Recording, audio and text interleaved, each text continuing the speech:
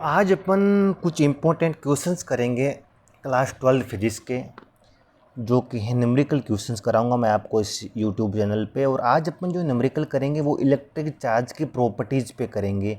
यानी आपको पता है अपन आज जो न्यूमेरिकल करेंगे वो आवेश के गुणधर्म पे आधारित होंगे। किस पे आधारित होंगे? जो भी अपन इम्पोर्टेंट क्वेश्चन बनते हैं Rajasthan board point of view NCERT में जो भी अच्छे क्वेश्चन लिखे हैं उनका अपन स्टडी करेंगे। और आज अपन जो भी अपन आवेश के गुणधर्म नामक टॉपिक है, कौन सा टॉपिक है बच्चों? आवेशों के गुणधर्म नाम का जो भी टॉपिक है उसके जो भी इम्पोर्टेंट न्यूमेरिकल्स बनते हैं एग्जाम में आने के चांस है उसके बारे में अपन डिटेल से स्टडी करने वाले हैं। मैंने एनसीईआरटी के जो भी अच्छे क्वेश्चन हैं, अलग अलग बोर्ड के जो भी क्वेश्चन आ चुके हैं और जो भी मेरे को अच्छे क्वेश्चन लगे हैं उन सारे क्वेश्चन को आपको मैं कराने वाला हूं। और आज अपन पढ़ने वाले आवेशों के गुणधर्म। जैसे आपने पढ़ा होगा तो आवेशों के गुणधर्म में पहला गुणधर्म पढ़ा होगा योज्यता यानी एडिटिविटी। सेकंड गुणधर्म पढ़ा होगा विद्युत आवेश का संरक्षण यानी conservation of electric charge. Third property आपने पढ़ी होगी क्वांटीकरण। कौन सी प्रॉपर्टी पढ़ी होगी? क्वांटीकरण। ये तीनों प्रॉपर्टीज मोस्ट इंपॉर्टेंट हैं और इन पे न्यूमेरिकल बनते ही बनते हैं और बहुत अच्छे न्यूमेरिकल बनते हैं। तो आज अपन डिटेल से स्टडी करेंगे कैसे न्यूमेरिकल आपके एग्जाम में पुटअप हो सकते हैं और उनको किस प्रकार से हैंडल करना है वो अपन डिटेल से स्टडी करेंगे। तो आज अपन स्टार्ट करने वाले हैं कुछ इम्पोर्टेंट न्यूमेरिकल्स। जैसे ही आपके सामने मैं लेके आया हूँ पहला न्यूमेरिकल, आराम से पढ़ो और आंसर देने की कोशिश करो। वीडियो को पॉज करो, खुद से ट्राई करो, हो रहा है तब ठीक, नहीं हो रहा तब वीडियो आगे बढ़ाओ। क्या लिखा हुआ है? एक साबुन के बुलबुले को, किसके बुलबुले को? एक साबुन के, इसने बोला कि एक साबुन के बुलबुले को अगर मैं नेगेटिव चार्ज दे दूं, कैसा आवेश दे दूं? बोल रहा है साबुन के बुलबुले को ऋणावेश दे दिया जाए तो इसकी त्रिज्या पर क्या फर्क पड़ेगा? आंसर दे रखे हैं त्रिज्या, ऑप्शन दे रखे हैं बढ़ेगी या फिर घटेगी या फिर कुछ भी परिवर्तन नहीं होगा या फिर अपन बता नहीं सकते, घट भी सकती है यार, बढ़ भी सकती है, नहीं डाटा पर्याप्त नहीं है। ये आपको चार ऑप्शन दे रखे हैं, एक बार खुद से ट्राई करो बढ़िया ढंग से। क्या लॉजिक होगा? बढ़ेगी तो क्यों बढ़ेगी, घटेगी तो क्यों बढ़ेगी, रटना नहीं है। अपन को रट के नहीं सीखना है, अपन को समझना है बच्चों। तो मैं आपको ये क्वेश्चन देखो बच्चों करवा रहा हूँ, इम्पोर्टेंट क्वेश्चन है। ये मान लीजिए अपने पास एक हो गया साबुन का बुलबुला। किसका बुलबुला हो गया बच्चों? एक साबुन का बुलबुला मेरे पास हो गया और ये आपको बोला हुआ है कि इस पर बताओ कैसा चार्ज दे दिया? नेगेटिव चार्ज दे दिया। कैसा चार्ज दे दिया बच्चों? साबुन के बुलबुले को जब भी अपन नेगेटिव चार्ज देते हैं ना तो क्या होता है बच्चों? ये नेगेटिव नेगेटिव चार्ज एक दूसरे के आसपास आ जाते हैं। जैसे ये नेगेटिव और ये नेगेटिव आपस में एक दूसरे के क्या आ गए? आसपास आ गए। तो एक दूसरे को क्या करेंगे? प्रतिकर्षित करेंगे। ये इसको धक्का मारेगा और ये क्या मारेगा? इसको धक्का। यानी इस आवेशों के प्रतिकर्षण के कारण बुलबुले का वॉल्यूम, आयतन बढ़ जाएगा। क्या बढ़ जाएगा बच्चों? बुलबुले का आयतन बढ़ जाएगा। और अपन कहेंगे आयतन बढ़ेगी तो बुलबुले की रेडियस भी क्या हो जाएगी बच्चों? बढ़ जाएगी। तो आपको ध्यान रखना है रेडियस बढ़ेगी, लेकिन किसके कारण बढ़ेगी? प्रतिकर्षण के कारण। ये नेगेटिव पास पास आ जाएंगे तो आपको जवाब लिखना है किसके कारण? आवेशों के प्रतिकर्षण के कारण बुलबुले का आयतन बढ़ जाएगा। बुलबुले का क्या बढ़ जाएगा बच्चों? आयतन। नेगेटिव चार्ज आसपास हैं तो उसको ज़्यादा क्षेत्रफल चाहिए, दूर दूर भागना चाहेंगे, दूर दूर भागना चाहेंगे तो बुलबुले का आयतन बढ़ेगा। बुलबुले का आयतन बढ़ेगा, किसके कारण बढ़ेगा? तो तुम कहोगे प्रतिकर्षण के कारण बुलबुले का वॉल्यूम बढ़ जाएगा, वॉल्यूम इंक्रीज हो जाएगा। और वॉल्यूम इंक्रीज होगा तो अपन बोल सकते हैं कि रेडियस भी बढ़ेगी बच्चों। इंपॉर्टेंट क्वेश्चन है, आपको आना चाहिए। अगला क्वेश्चन देखो, इसमें से कौन सा चार्ज पॉसिबल है ही नहीं? ये आवेश के क्वांटीकरण पे बहुत अच्छा क्वेश्चन है। और आपने पढ़ा होगा कि किसी भी बॉडी पर अगर चार्ज आएगा तो हमेशा ई के इंटीजर मल्टीपल में होगा, यानी एक पूर्णांक गुणज में होगा, वरना पॉसिबल है ही नहीं। और ई का मान आप सबको पता होगा, ई का मान होता है 1.6 इंटू 10 की पावर कितना होता है बच्चों? -19 कूलाम होता है। 1.6 इंटू 10 की पावर कितना कूलाम होता है? -19। तो आपको बताना है नीचे दिए हुए चार्जेज में से कौन सा चार्ज के सर पक्का कुछ भी कर लो ये चार्ज तो हो ही नहीं सकता, इसके बारे में आपको बताना है। तो बच्चों कुछ नहीं करना है, इनमें से अपन को 1.6 इंटू 10 की पावर -19 को अलग करना है। तुम कहोगे सर 19 कैसे अलग करूँगा, इसके पास तो माइनस का 18 है, तो -19 करेगा तो यहाँ पर प्लस के 1 से गुणा भी करना पड़ेगा। अब देखो -19 और +1 ऐड होकर फिर से कितना हो जाएगा, माइनस का 18। और इसकी वैल्यू आपको पता है कि सर ये तो ई की वैल्यू होती हैं, इसका मतलब इसका मान कि 10 की पावर 1 का मतलब कितना हो गया 10, इसका मतलब ये कितना हो गया 10e। इसका मतलब सर ये चार्ज तो आपका पॉसिबल है। सेकंड कि सर ये तो सिंपल e की वैल्यू होती हैं, e की, और e के आगे कुछ नहीं है, मतलब कितना लिखा हुआ है 1, e के आगे क्या आ गया इंटीजर। सर ये चार्ज तो सबसे स्मॉलेस्ट चार्ज होता है, ये चार्ज भी अपना पॉसिबल है। तीसरा दे रखा है बच्चों 1.6 इंटू 10 की पावर -20। इसमें से कुछ मत करो, मेरे को तो 1.6 इंटू 10 की पावर -19 चाहिए। इसके पास माइनस का 20 है तो माइनस का 1 अलग कर दो, ये वाली वैल्यू ई की होती है। 10 के ऊपर 10 की पावर -1 है तो नीचे आके किसका हो जाएगा, प्लस की 10 1 हो जाएगा। और इसकी जगह मैंने कितना रख दिया ई, 1 में 10 का भाग दूंगा तो कितना आ जाएगा 0.1 ई। कितना आंसर आ जाएगा बच्चों 0.1 ई। ये देखो ई के आगे इंटीजर है कि नॉन इंटीजर है, नॉन इंटीजर, तो ये वाला चार्ज संभव नहीं है, तो अपना कौन सा ऑप्शन हो जाएगा, सी ऑप्शन अपना करेक्ट हो जाएगा। ये पूछा है ना कौन सा चार्ज पॉसिबल नहीं है। अगला क्वेश्चन, एक तांबे के ठोस गोले और एक खोखले गोले की त्रिज्याएं समान है, तो अधिकतम आवेश कौन सा गोला ग्रहण कर सकता है। ठोस गोला अधिकतम ग्रहण करेगा या खोखला करेगा या दोनों समान करेंगे या इनमें से कोई नहीं। यहाँ पर बच्चों आपको एक हिंट दे रखा है तांबा। क्या हिंट दे रखा है, तांबा। और तांबा एक बहुत अच्छा चालक है, सभी धातुएं किसका एग्जाम्पल होती हैं, चालक का। तो ये आपको एक हिंट दे रखा है, मैं आपको इस क्वेश्चन को समझाता हूँ बच्चों। देखो बहुत आराम से समझना है। मेरे पास कितने गोले हैं बच्चों, 2 गोले हैं। कितने गोले हैं जिनकी त्रिज्याएं क्या हैं, समान। त्रिज्याएं क्या हैं, समान। दोनों एग्जैक्ट एकदम त्रिज्याएं समान हैं। इसकी भी रेडियस कितनी दे रखी है क्वेश्चन में, आर। इसकी रेडियस भी कितनी दे रखी है बच्चों, आर। लेकिन अलग चीज़ क्या दे रखी है क्वेश्चन में, ये चीज़ अलग दे रखी हैं कि इनकी एक आपका क्या दे रखा है, सॉलिड दे रखा है। कैसा दे रखा है, एक आपका, सॉरी 1 मिनट रुकना, एक आपका सॉलिड दे रखा है। कैसा गोला दे रखा है बच्चों, एक आपका ठोस गोला दे रखा है और एक गोला कैसा गोला दे रखा है, खोखला गोला। ये मैंने मान लिया अंदर से कैसा है, एकदम सॉलिड गोला है, और ये वाला गोला कैसा गोला है बच्चों, खोखला गोला है। दोनों की त्रिज्याएं समान है। क्या समान है, दोनों की त्रिज्याएं समान है बच्चों। त्रिज्याएं समान है इसका मतलब क्या हुआ कि दोनों का बाहरी, ये जो बाहर का क्षेत्रफल होता है इसको बोलते हैं पृष्ठीय क्षेत्रफल। कौन सा क्षेत्रफल बोलते हैं बच्चों, ये जो भी बाहर का क्षेत्रफल होगा ना, ये वाला जो भी बाहर का क्षेत्रफल होता है उसको बोलते हैं पृष्ठीय क्षेत्रफल। कौन सा क्षेत्रफल बोलते हैं, इसका मतलब दोनों की त्रिज्याएं समान है। तुम बोलोगे सर दोनों गोलों का कौन सा क्षेत्रफल, पृष्ठीय, या फिर इसको क्या बोल सकते हैं, बाहर का क्षेत्रफल। इस दोनों गोलों का बाह्य क्षेत्रफल बताओ, फॉर्मूला क्या होता है पृष्ठीय क्षेत्रफल का, 4πr²। दोनों का बताओ क्षेत्रफल क्या होगा, समान होगा।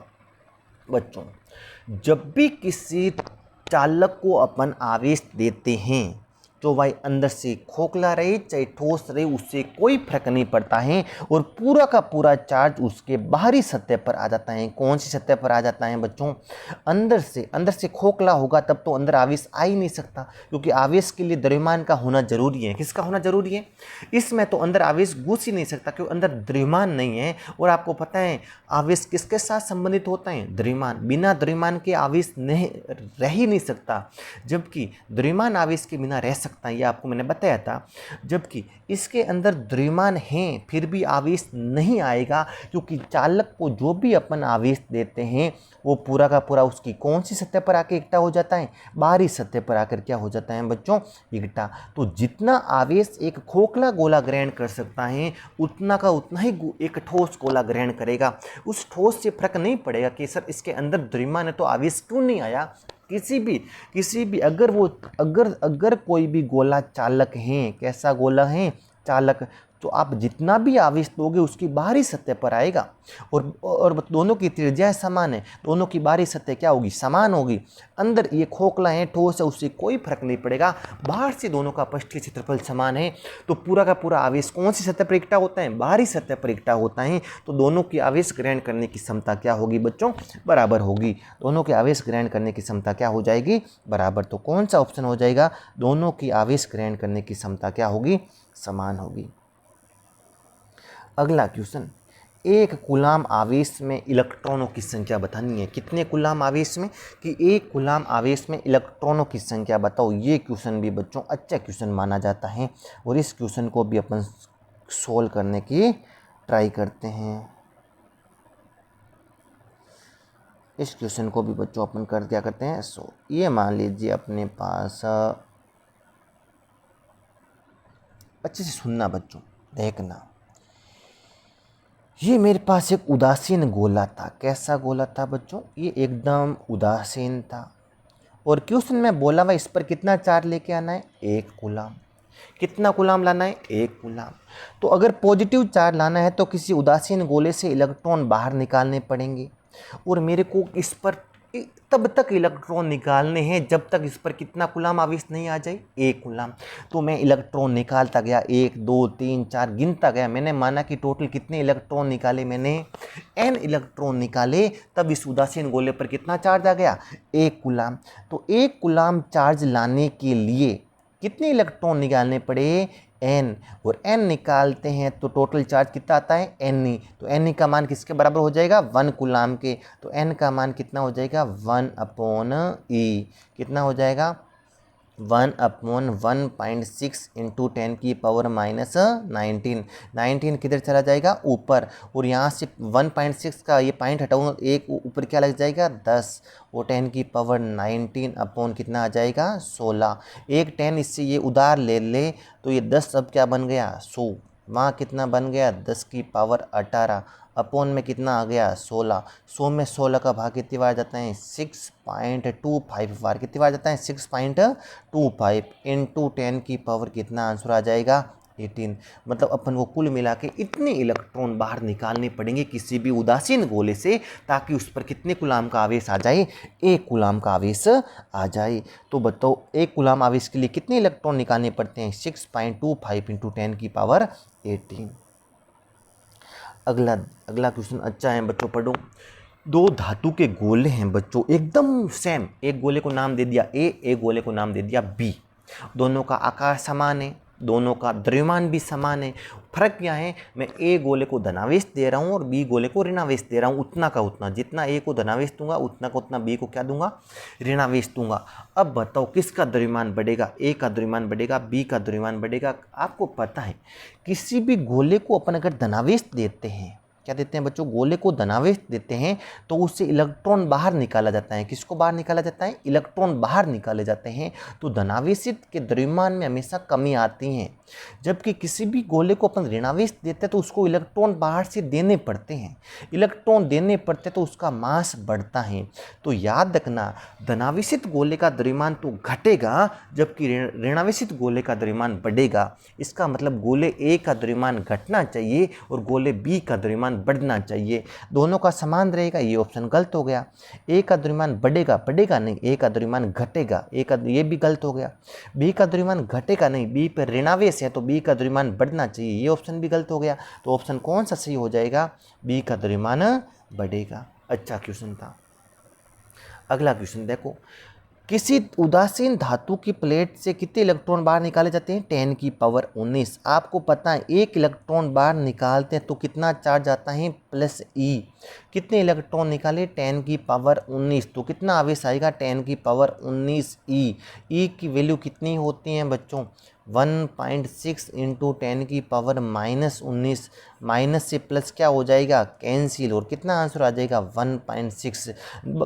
इलेक्ट्रॉन बाहर निकाले तो कैसा चार्ज आएगा, पॉजिटिव 1.6 कूलाम। बच्चों ये क्वेश्चन, सारे क्वेश्चन बच्चों बहुत इंपॉर्टेंट क्वेश्चन हैं, बहुत अच्छे क्वेश्चन हैं। आपको एक नोटबुक में नोट करने चाहिए। अपन सारे क्वेश्चन करेंगे, सारे क्वेश्चन बहुत डिटेल से करने वाले हैं। अगला क्वेश्चन अपन कर चुके हैं बच्चों। अभी अपन ने क्या, एक कूलाम आवेश लाने के लिए कितने इलेक्ट्रॉन निकालने पड़ते हैं। ये क्वेश्चन बहुत अच्छा है बच्चों।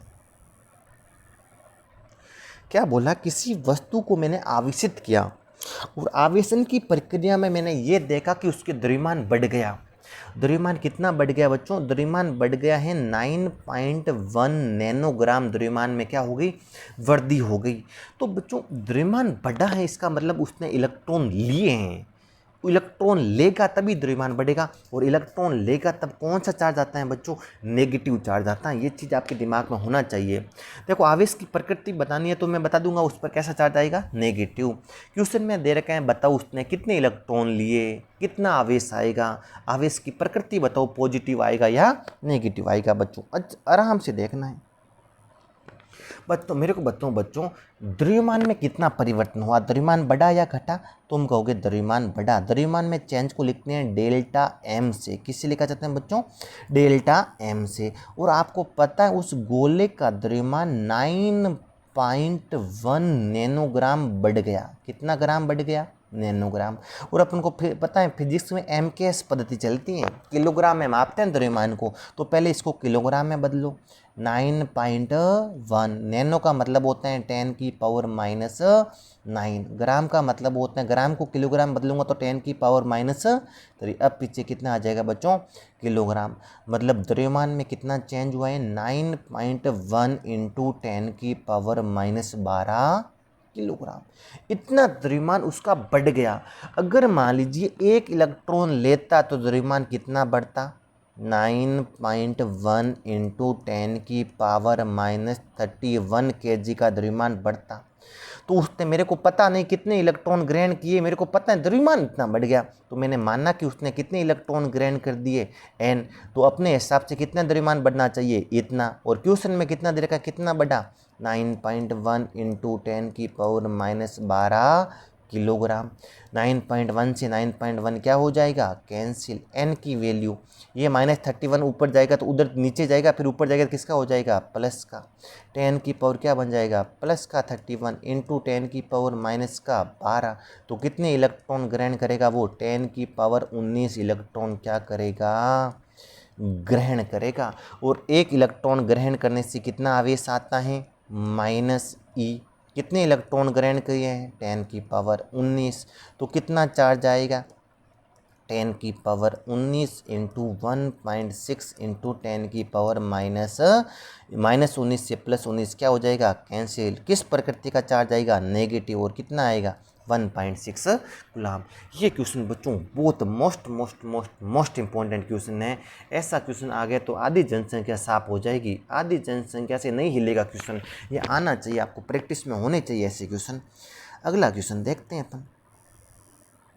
अगला क्वेश्चन, इसका मैंने आंसर भी दे रखा है, आप आराम से देखो, वीडियो को पॉज करके लिख सकते हो आराम से। आंसर भी मैंने बहुत अच्छे से डिटेल से खुद से लिख के दे दिया आपको। अगला क्वेश्चन देखो, ये क्वेश्चन भी अच्छा क्वेश्चन है। एक कप जल में, एक कप जल लगभग कितने का होता है, 250 ग्राम का होता है। उसने आपको दे दिया कितना धनावेश होगा और कितना ऋणावेश होगा, उतना बताना है मेरे को। जल किससे मिलके बनता होता है बच्चों, जल का मतलब, जल का रासायनिक सूत्र क्या होता है, H2O। और अणु क्या होते हैं, उदासीन होते हैं। अणु क्या होते हैं बच्चों, उदासीन होते हैं। है तो उदासीन। एक कप जल आपको क्या बोलेगा, पूरे एक कप जल पे कितना आवेश है, 0। क्योंकि जितना धनावेश होगा उतना का उतना क्या होगा, ऋणावेश होगा। लेकिन अपन को बताना है धनावेश कितना होगा और ऋणावेश कितना होगा। तो अच्छे से ऐसे क्वेश्चन भी आपसे, ये एनसीईआरटी का क्वेश्चन है, बहुत अच्छा क्वेश्चन है। आपको बताओ बच्चों, जल का द्रव्यमान कितना दे रखा है। तो तुम कहोगे सर जल का द्रव्यमान दे रखा है 250 ग्राम। कितने ग्राम दे रखा है, 250 ग्राम। बहुत बढ़िया। मैं कहूँगा जल का अणुभार कितना होता है। तो तुम कहोगे सर जल का रासायनिक सूत्र होता है H2O। हाइड्रोजन का अणुभार 1 होता है, तो कितने हाइड्रोजन है, 2। तो 2 इंटू 1 प्लस ऑक्सीजन का अणुभार कितना होता है, 16। तो जल का अणुभार कितना हो जाएगा बच्चों, 18। ये एक्स्ट्रा काम है, ये आपको लिखने की जरूरत नहीं है, आप ये पूरा केमिस्ट्री से आता है। जल का अणुभार कितना हो गया बच्चों, 18। द्रव्यमान कितना है जल का, 250 ग्राम। और जल का अणुभार कितना है, 18। तो एक कप जल में, कितने कप जल में, एक कप जल में H2O अणुओं की संख्या निकालनी हो, किसकी संख्या निकालनी हो? H2O अणुओं की संख्या, जिसको मैंने नाम दे दिया कैपिटल N। इसका फॉर्मूला होता है द्रव्यमान किस में होना चाहिए बच्चों? ग्राम में। किस में होना चाहिए? ग्राम में। नीचे किसका भाग दोगे? अणुभार का। और गुणा किससे कर दोगे? अवागाद्रो संख्या से। ये आपका केमिस्ट्री का फॉर्मूला आपको आता होगा, इतना तो आपने बेसिक पढ़ा होगा केमिस्ट्री में। द्रव्यमान कितना दे रखा है बच्चों? 250 ग्राम। अणुभार कितना हो गया? 18। अवागाद्रो संख्या कितनी हो गई? 6.023 इंटू 10⁻23। इतने अणु हो गए बच्चों। कितना? एक कप जल में हाइड्रोजन के अणुओं की संख्या कितनी हो जाएगी? इतने। एक हाइड्रोजन के अणु की मैं अगर बात करता हूँ, ये एक्स्ट्रा चीज़ें आपको लिखना नहीं है, ठीक है। एक हाइड्रोजन के परमाणु में कितने हाइड्रोजन होते हैं? 2। एक क्या होता है? ऑक्सीजन। अगर मैं बात करता हूँ पॉजिटिव चार्ज की, एक हाइड्रोजन के पास कितना प्रोटॉन होता है? 1, क्योंकि हाइड्रोजन का परमाणु क्रमांक 1 होता है और ऑक्सीजन का परमाणु क्रमांक कितना होता है? 8। जितना परमाणु क्रमांक होते हैं उतने ही क्या होते हैं? प्रोटॉन। और ऑक्सीजन के पास कितने प्रोटॉन है बच्चों? 8। तो टोटल मिलकर एक H2O अणु के पास, एक जल के अणु के पास कितने हो जाएंगे प्रोटॉन? 8। तो एक H2O अणु के पास 8 और 10 कितने प्रोटॉन होते हैं? 10 प्रोटॉन। और एक प्रोटॉन पे कितना चार्ज होता है? +E। और अपन को पूरे कप का आपको धनावेश निकालना है, तो आप क्या लिखोगे? पूरे कप का धनावेश। पूरे कप पर कितना धनावेश होगा उसकी बात करूँगा। पूरे कप में कितने हाइड्रोजन के अणु हैं? 250/18 इंटू 6.023 इंटू 10⁻23। एक जल के अणु के पास कितने प्रोटॉन है? एक प्रोटॉन पे कितना चार्ज होता है? 1.6 इंटू 10⁻⁻। इतना धनावेश होगा और इतना का इतना क्या हो जाएगा? ऋणावेश। धनावेश निकाल दो, उतना का उतना क्या हो जाएगा? ऋणावेश। तो ये अपने कुछ इंपॉर्टेंट क्वेश्चंस किए हैं बच्चों, तो आप एक बार है ना प्रैक्टिस करना। इसका मैं आपको आंसर, एक बार मैंने आपको डिटेल से आंसर दे रखा है, इस आंसर को आप आराम से देख सकते हो, वीडियो पॉज करके आराम से लिख सकते हो। थोड़ी बहुत केमिस्ट्री यूज होती है लेकिन इतनी भी हार्ड केमिस्ट्री नहीं है। आप वीडियो को पॉज करके ये फाइनल आंसर तक पहुंच सकते हो। ये एनसीईआरटी का क्वेश्चन है, अच्छा क्वेश्चन है, आ सकता है। तो अपन को सारे क्वेश्चन करने हैं। आज अपन ने आवेश के गुणधर्म पे सारे क्वेश्चन किए हैं और अगले लेक्चर में अपन पूरे क्वेश्चन करेंगे कूलाम के नियम पे। तो हर संडे अपनी ये क्लास आएगी जब तक अपना बोर्ड का पेपर ना हो जाए। हर संडे अपन न्यूमेरिकल्स करेंगे और आप 6 दिन थ्योरी पढ़ो, संडे को न्यूमेरिकल्स करो। नंबर कहीं नहीं कटेंगे फिजिक्स में।